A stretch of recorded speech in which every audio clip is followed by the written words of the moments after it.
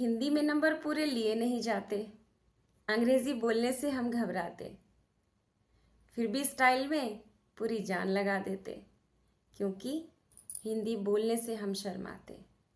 एक वक्त था जब हिंदुस्तान में हिंदी का बोलबाला था, माँ की आंखों में उजाला था। अब माँ को हम मॉम कहने लगे, हिंदी बोलने से हम शर्माने लगे। माना कि अंग्रेज़ी पूरी दुनिया को चलाती है, हमारी हिंदी भी हमारी पहचान बनाती है। आओ इस 14 सितंबर को अपनी राष्ट्रभाषा को हिंदी दिवस के रूप में पूरे हिंदुस्तान में सर आंखों पर बिठाएं। आओ मिलकर हिंदी दिवस मनाएं। तो सबसे पहले पेरेंट्स को यही कहना चाहूँगी कि अपने बच्चों को हिंदी बोलना, पढ़ना, लिखना सिखाएं, क्योंकि ये हमारी मातृभाषा है।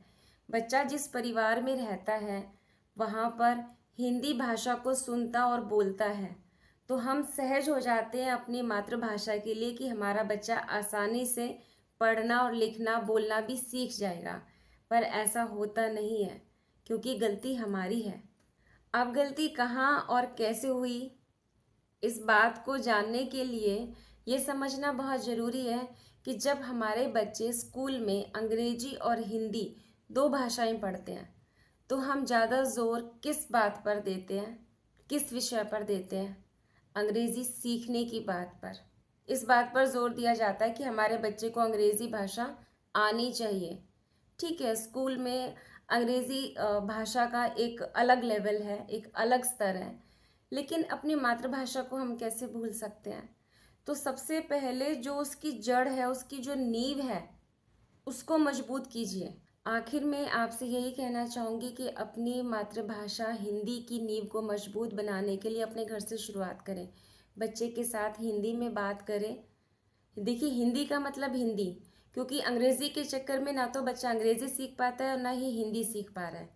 तो कम से कम अपनी मातृभाषा को तो वो पूरी तरह से सीखें। तो जब सुबह उठते हैं, गुड मॉर्निंग की जगह उसके साथ सुप्रभात कहकर उसको आप विश कर सकते हैं। उसके साथ आप राधे राधे कह सकते हैं, जय श्री राम कह सकते हैं। तो कम से कम यहाँ से हिंदी की शुरुआत करें, और हो सके तो हिंदी में जब बात करते करते कुछ ऐसे शब्दों को लेकर आइए जो वो नए शब्द सुने आपसे। अब एक नॉर्मल सी बात है, अगर हम बच्चे को कह देते हैं 50 रुपये, तो शायद वो समझ जाए 50 रुपीज़।